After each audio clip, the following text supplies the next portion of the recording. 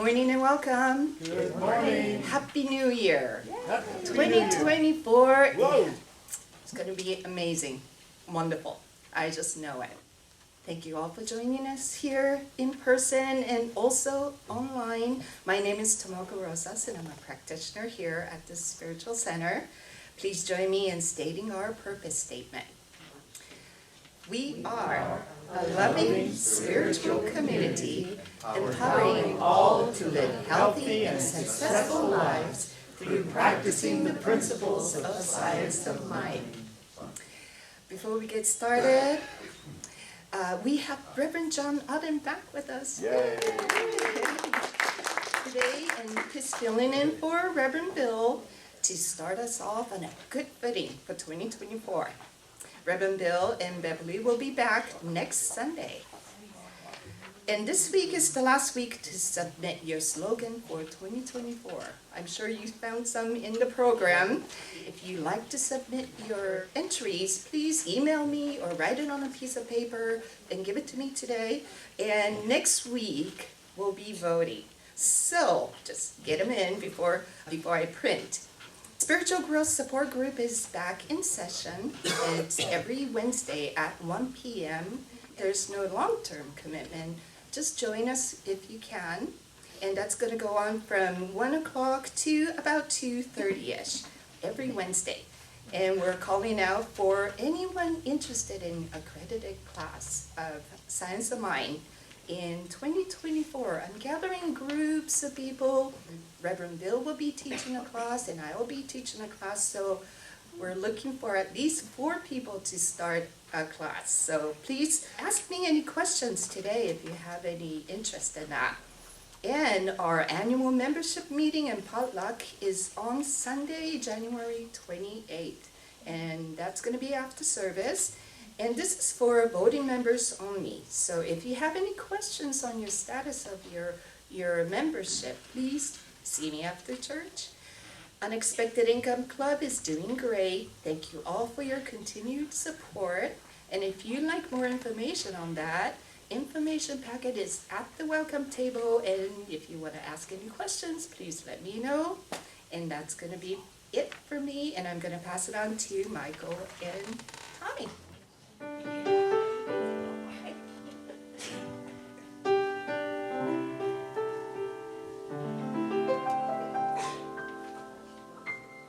Need to be still and let God love me. I need to be still and let God love me. When this old world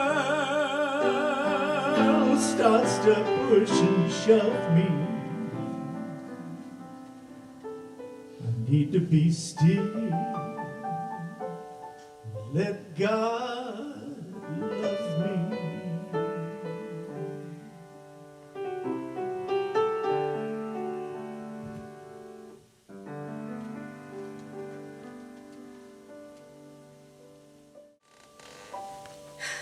Please join me now in our invocation of that living Spirit God, right here in our midst, right here, right now.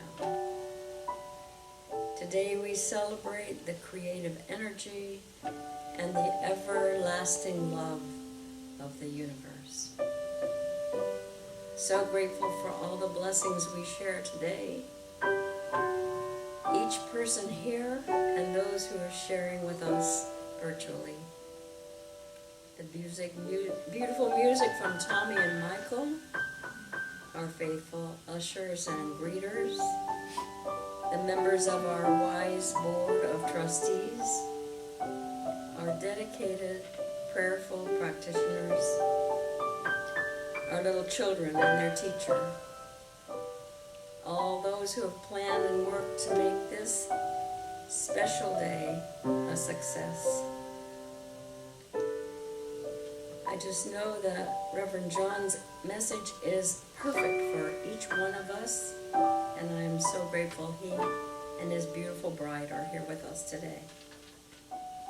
Grateful to be here, sharing this morning with each person here. knowing that this service is perfect, just as it must be. And so it is. Amen. Okay, kiddos, did you get your affirmation when you came in? I hope so. Yeah, mine's all about forgiving people, and I don't know that I had to forgive anybody, but I'm thinking about it. Okay, my name is Sally Stredler. I am a practitioner here at this center, and my reading is a compilation of various and sundry things, mostly from Dear Abby. So yesterday, January 6th, was the 12th day of Christmas. Everybody knew that, right? Epiphany. My sister sent a picture of her Christmas cactus that was clever enough to bloom on Epiphany. Oh, wow. You know that that day commemorates the visit of the 3 wise guys from the east. They knew that the Messiah had come. And in Catholic tradition, it is considered to be the first time that Gentiles were acknowledged as recipients of that gift of God. If you're from Latin America, you know that it's the Day of the Three Kings, a Dia de los Tres Reyes, and they make special cakes and hide baby Jesus in the cake and all that kind of stuff. So, as we begin this new year, we have the opportunity to discard any old habits and choose a healthy, life-affirming habit instead. So here is Dear Abby's list of resolutions that have been adapted from the original credo of Al-Anon. Just for today, I will live through this day only. I will not brood about yesterday or obsess about tomorrow. My typing is terrible. I will not set far-reaching goals or try to overcome all my problems at once. I know that I can do something for 24 hours that would overwhelm me if I had to keep it up for a lifetime. So just for today, I will choose to be happy. I will not dwell on thoughts that depress me. If my mind fills with clouds, I will chase them away and fill it with sunshine. Just for today, I will accept what is. I will face reality. I will correct those things I can correct and accept those I cannot. Just for today, I will improve my mind. I will read something that requires effort, requires thought and concentration. I will not be a mental loafer. Just for today, I will make a conscious effort to be agreeable. And I will be kind and courteous to those who cross my path and not speak ill of others. No gossiping. I will improve my appearance. I will speak softly and not interrupt when somebody else is talking. And just for today, I will refrain from improving anybody but myself. Just for today, I will do something positive to improve my health. I will get off the couch and take a brisk walk, even if it's only around the block. Just for today, I will gather the courage to do what is right and take responsibility for my own actions. And now join me in the prayer of St. Francis of Assisi. Lord, make me an instrument of your peace. Where there is hatred, let me sow love. Where there is injury, pardon. Where there is doubt, faith. Where there is despair, hope. Where there is darkness, light. Where there is sadness, joy. O divine Master, grant that I may not so much seek to be consoled as to console, to be understood as to understand, or to be loved as to love. For it is in giving that we receive. It is in pardoning that we are pardoned. And it is in dying that we are born to eternal life. And so it is.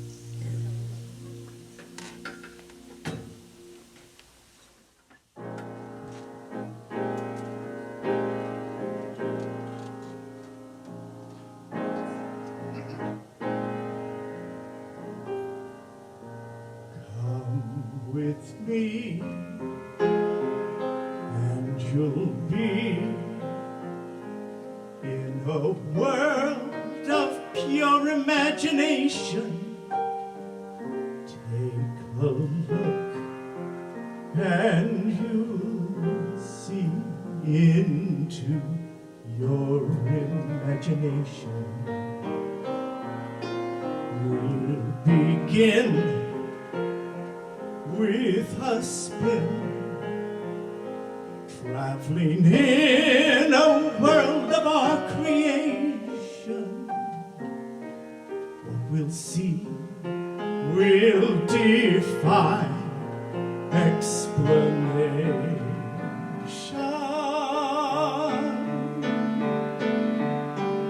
If you want to view paradise, simply look around and view it. Anything you want to, do it. Want to change the world, there's nothing to it. There is no life I know to compare with pure imagination. Living there,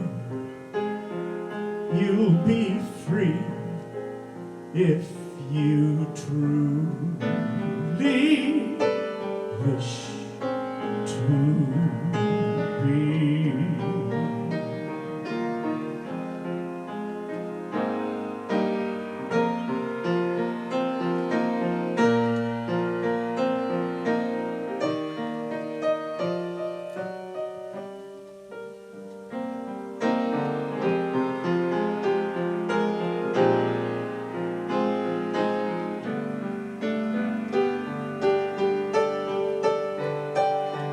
Now, if you want to view paradise, simply look around and view it. Anything you want to, do it. Want to change the world, there's nothing to it. There is no life I know to compare with pure imagination.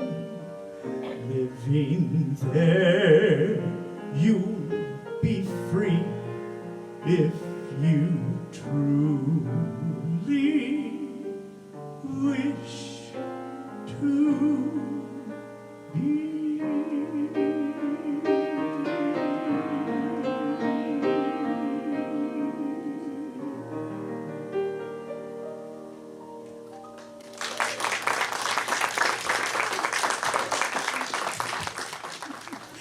Thank you, Michael and Tommy.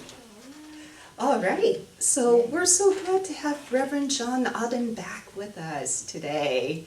And he'll be speaking on turning a page or entering a new universe. So please join me in welcoming Reverend John Odden.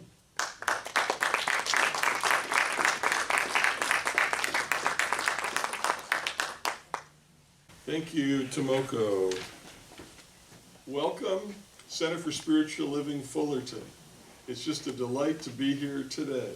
And just join me in giving another round of applause for everyone who's opened the service and got us to this point. It's been wonderful.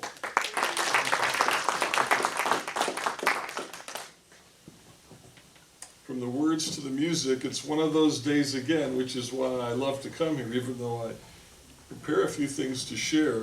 I keep feeling like that just about does it. Can't we just steep in this a little bit longer? I walked in the door and was really quite happy that I grabbed an affirmation from the deck that Trevor offered. And of course the zebras, sometimes I felt in the world that I'm a zebra. I don't know what animal you might relate to, but I felt that way now and then. That was kind of cool, and I don't know if this is the Serengeti or what, but I'm not responsible for others. We're all under the law of our own consciousness. And I'm going to talk about how if we shift and adjust a bit and really go deep into the possibility and the power of our own consciousness, perhaps 2024 opens the door to a whole new universe. I believe it's possible. I believe it's a choice for each and every one of us. What would you like to choose? And if you get enthused about that choice and you start feeling like I want to work on my word a little bit and the power of that, there's like, in a place like this, there's loving support everywhere. If you turn to the order of service down on the bottom there, it says, well, there's practitioners available. So if someone wants to refine and practice and work on the power of their word, there's support here today, during the week. It's kind of a what we do thing for Center for Spiritual Living. And then at the bottom, there's something else that is a person who escaped the Midwest, I'll admit it. Started in the Midwest, and I was viewed as an escapee when I went out to California. I don't know what it's exactly would be like today, but at that time, that's what it was. One of the first things I found when I came to California was still called coffee, but wholly different and much better. Aromatic and nice with a lot of ritual, and that was even before Starbucks went crazy with it. And here's a spiritual community with coffee fellowship. This is really a cool place. It's quite good. Anyhow. Thanks for the ad. Well, hey, I'm just saying. So, when you just want to turn the page, I think we quite often can automatically get up in the morning or go out into some activity that we love and just turn the page. On the other hand, we can also sometimes open the door to a whole new universe. And I was speaking to Reverend Karen, a guest at the end of last week, and the topic of quantum stuff came up, and I got inspired to even go a little bit deeper with that with you this morning, because I believe within that we might shine a little bit of light on what is really going on, the fact that we have a sense that there's spirit within each of us. I mean, that's kind of why we might come to a spiritual community and have classes and celebrate and study that sense that there's something going on with this. And how can we just take a little bit of a light snapshot on that and perhaps find some inspiration to open our hearts, open our lives, and really practice our word into spirit, whether we do it as a spiritual mind treatment, which is what practitioners work on, which assures a consistency and a quality. Consistency, quality, and reliability, those are good things, yeah. But it can be just a basic prayer. We heard the prayer of St. Francis, beautiful words that my late mother-in-law just adored as a favorite prayer in her life, as well as just an affirmation. And we're in an era where, for years, businesses have been providing different classes that will support folks in the business setting with affirmations. But to me, it's all that same spiritually powered word that comes out of the human consciousness. It's about me and the world around me and some energy and intention that gets activated. So how does this work? How do we embrace it and take it someplace? I'll start by calling, since it is the start of the year, and this is a New Thought Center, and it's under the spotlight of Science of Mind by Ernest Holmes as a spark that constellated all of this activity and brings people together. So Ernest Holmes has his Science of Mind textbook. He starts out with the nature of being, and then he's got chapter 1. In the beginning, God. I guess so, wouldn't be surprised. So then he talks about absolute intelligence. We're way in the beginning of 400 pages of text. Page 66 in the first few paragraphs, where he says, we believe in an absolute intelligence and an absolute consciousness. We are in the universe and we are conscious. So we have reason to believe that consciousness exists. Kind of simple, but so subtle and so important. Just the fact that we're here and we have some awareness tells us this consciousness is the real deal. It's not a joke. It's happening. We have our personal participation in it. Ernest is a really subtle fellow. And he was working on it, somewhat ahead of his time, somewhat reaching back into the ancients, forward and backward, and synthesizing it in a clever way, an interesting way to me. Because he also said, wherever we look, we see it at work. Wherever we look, we see it at work. Whether it be the intelligence of the atom or the convolutions of thought operating through the brain of a Socrates or an Einstein. I don't know about any of you, but any of you ever do a science experiment that made a mess or made a noise? Or have friends who did? Or been in class and turned the class assignment, whether it was in the science class that I barely passed in elementary school or in junior high, when they actually did have the fire department show up when some friends misunderstood the experiment. I've been told, like, you'll never be an Einstein. We hear these kinds of things. Or that you will never grasp, like, quantum mechanics. And I always thought you'd, like, take your car out and it would need a serious repair, and the garage would say, quantum mechanics offered here. That would be the expensive repair. But seriously, we look at that and we might hold ourselves apart from the seriousness of science.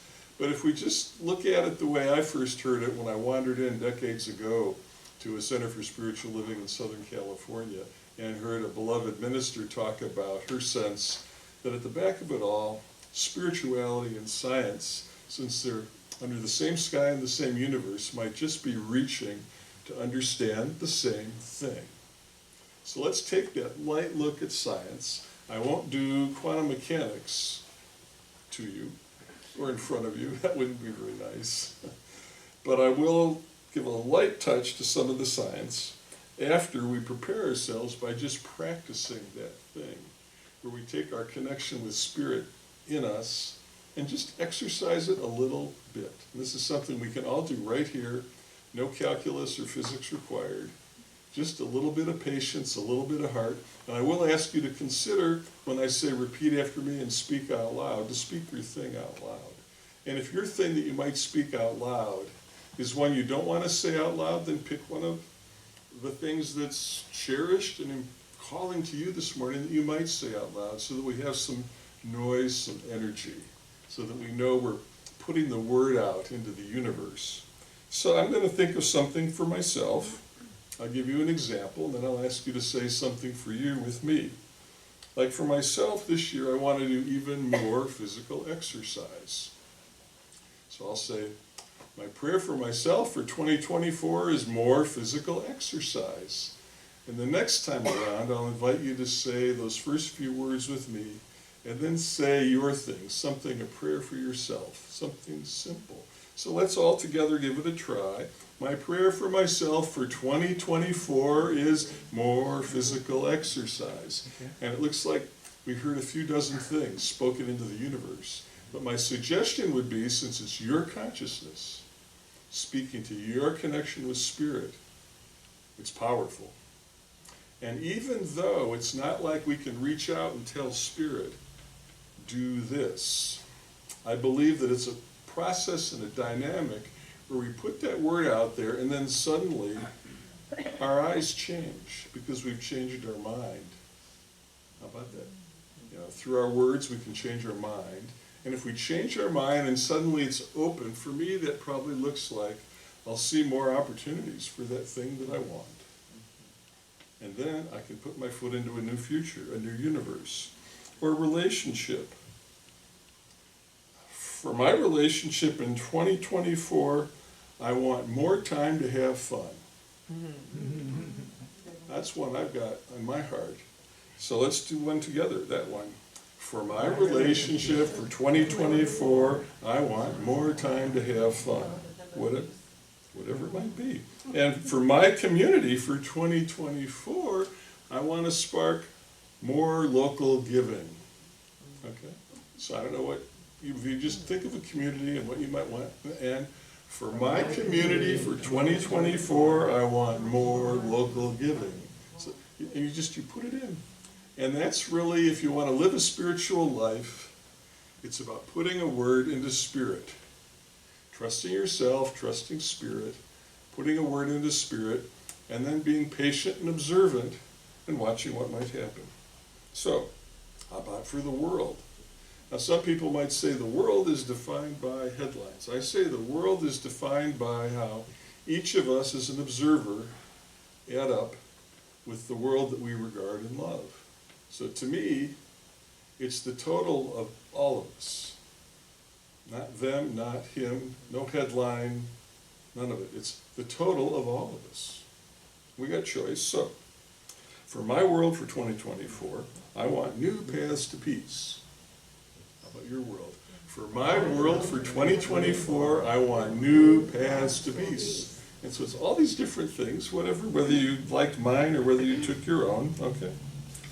So we put that word in and we activate it. Now, a little bit back to ancient wisdom, and this is where I believe that New Thought is clever and why it's always touched my heart over decades. It's so clever in putting together the new and the ancient. Because amazingly, the ancient folks, when they had big transportation, it wasn't airplanes or trucks or trains, it was just like a earthenware jug carrying olive oil, and that was like major transportation. Or water through an aqueduct, and people would take their bucket to the aqueduct, and that, or the well even, right? Where you just kept the water where it was and made a hole to lift some up. So how do we go back and look at some ancient wisdom, and did the ancients have any insights that ring true with what we're sharing together this morning? I used a little bit of a letter of Paul, his second letter to the Corinthians, after his first letter was apparently so effective those many eons ago. In 2 Corinthians chapter 4, verse 18, he said, "So we fix our eyes not on what is seen, but what is unseen. Since what is seen is temporary, but what is unseen is eternal." And I'm not talking about stuff you see that you can't unsee and all that other flappery that gets out there and makes headlines. Not that, no.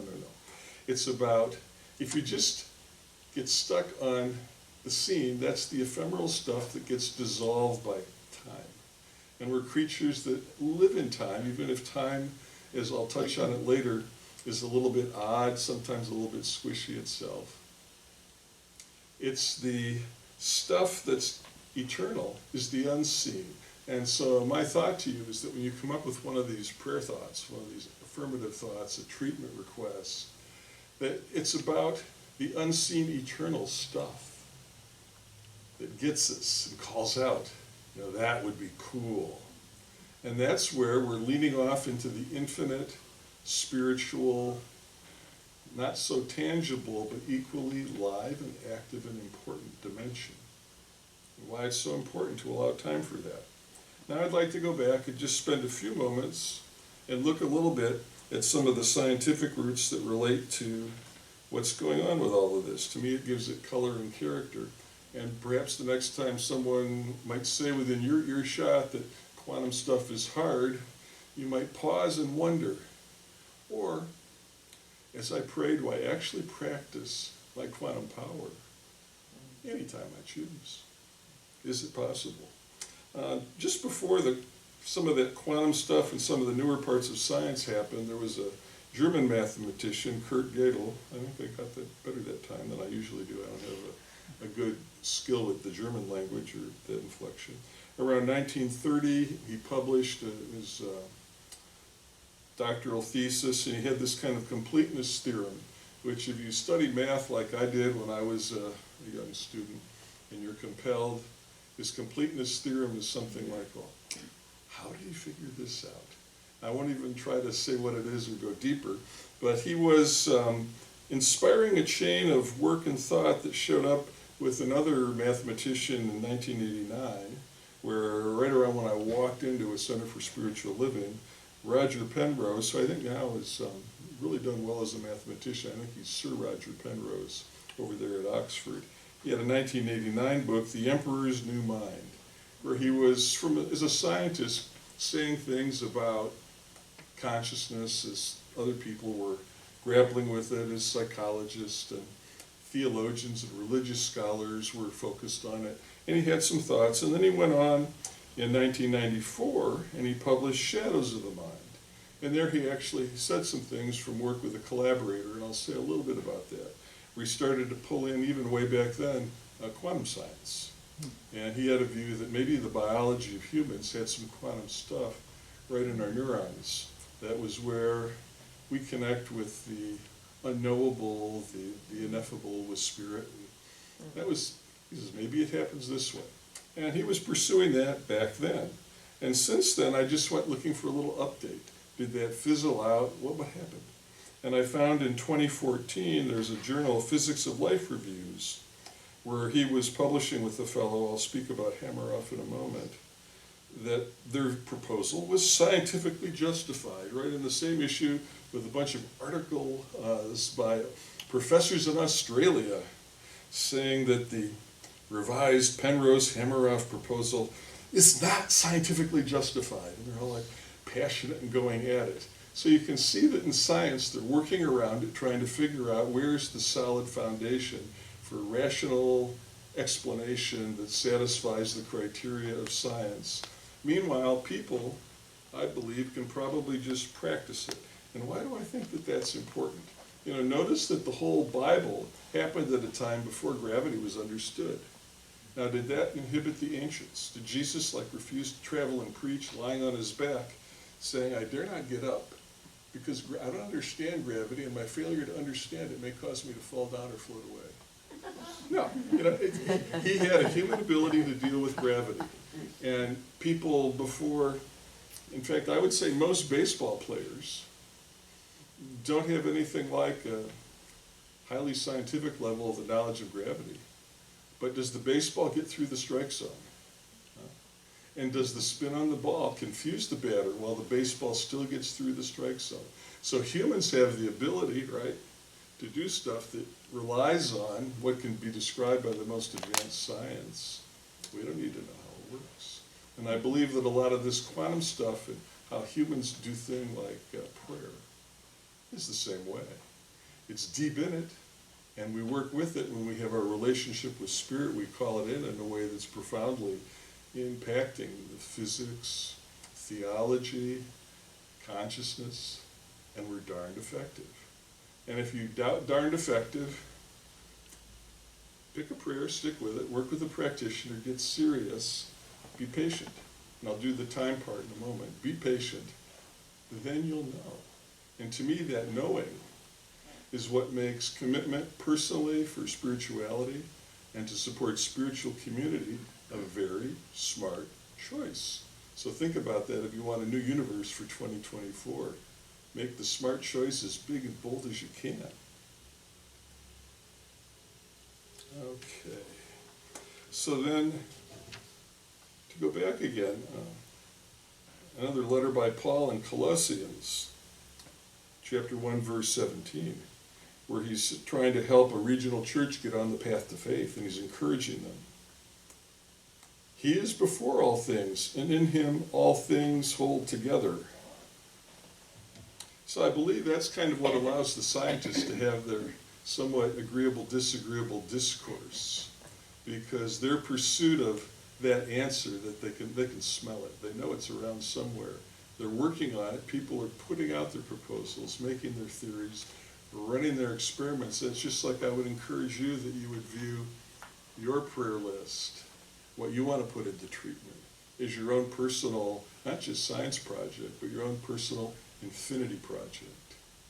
You know, what's my heart and my spirit want to call down and make happen for a whole new universe for 2024? Or to take it in a way that Ernest Holmes does, a few pages on in The Science of Mind, where he's talking about mind, the greatest discovery, on page 72. The principle of any science is invisible theoretical, as is our idea of spirit. No one has seen God. No one has seen life. What we have seen is the manifestation of life. No one has seen intelligence. We experience it. No one has ever seen causation. We see what it does. We deal with its effect. We do not see beauty. The artist feels beauty and depicts it as best he can. And the result of his effort is what we call beautiful. Beautiful. And many times in talks, I love to use that test of beauty. You know, have you seen anything recently that was beautiful? And to me, that's the activation that proves the whole deal of faith, of the human, of spirit in the universe, and that we're all able to interact and benefit very positively. So really that's it. The main event is the life that we manifest, the way we can put our heart into guiding, directing, and shaping it, if we choose. But I believe that's one of the divine gifts. It's choice. We can sit on the sideline, or we can choose to put our heart out in our prayer, and then be aware and watching the universe to come back and dance with us. Or how about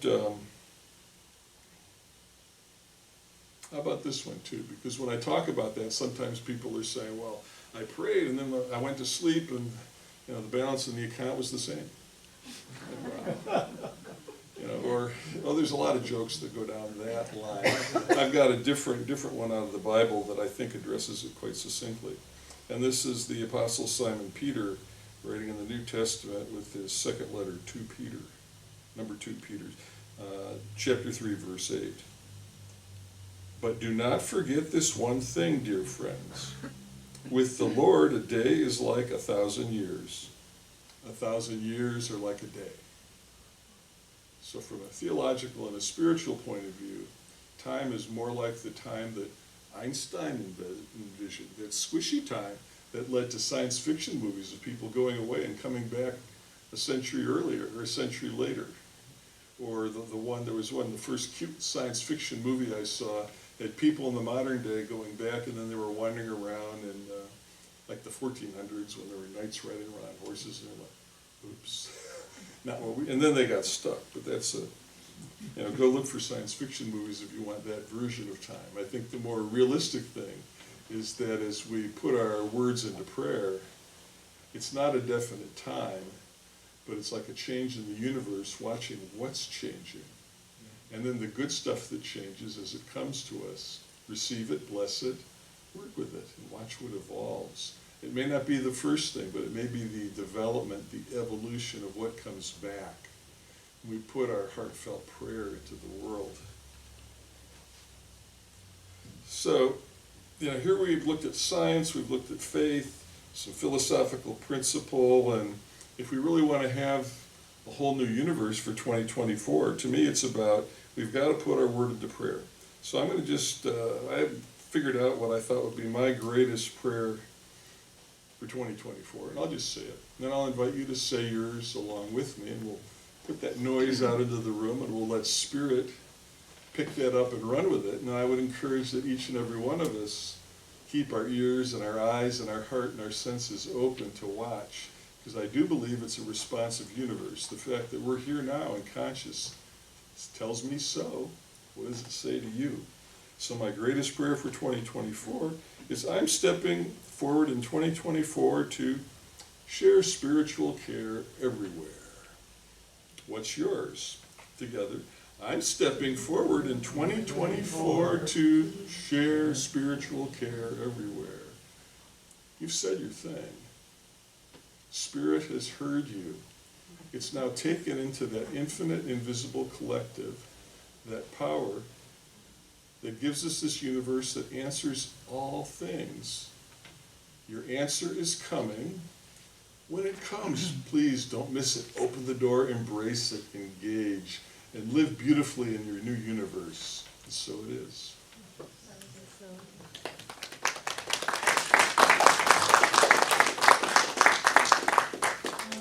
is our opportunity to share our abundance. We know that all our good comes from one source, God. And for this, we are so grateful. We bless these tithes and gifts and offerings, knowing they are given from who we are, which is God made manifest on this plane of existence. We send them forward with no strings, no conditions, to do its good works in the world. And so it is.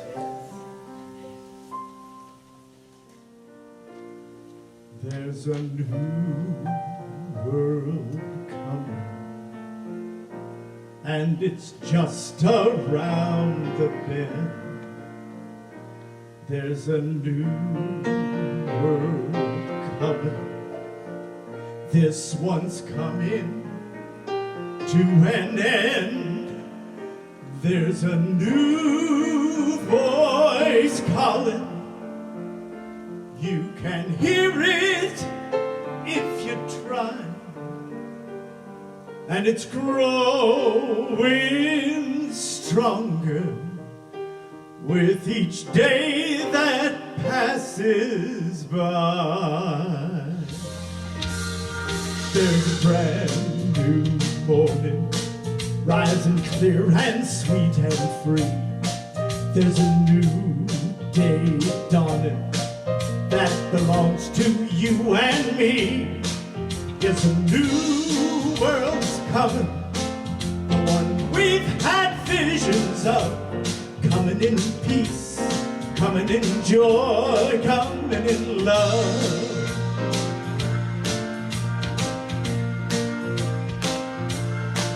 There's a new world coming, and it's just around the bend. There's a new world coming, this one's coming to an end. There's a new voice calling, you can hear it if you try, and it's growing stronger with each day that passes by. There's a brand new morning, rising clear and sweet and free. There's a new day dawning that belongs to you and me. It's a new world's coming, the one we've had visions of, coming in peace, coming in joy, coming in love. Coming in peace, coming in joy, coming in love. Coming in peace, coming in joy, coming in love.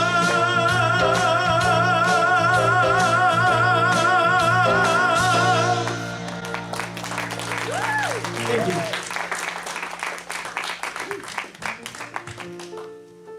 I'm gonna ask Susie to come up. It's a special dedication. I don't know if any of you were told, just before Christmas, Deborah McMurray lost Mac. And, you know, it's a hard time anyway. I cry easy, so don't worry about my tears. But one of my favorite things in this church has been when we celebrated a life, we have a standing ovation. And I would like you all to join us in a standing ovation for Mac. Now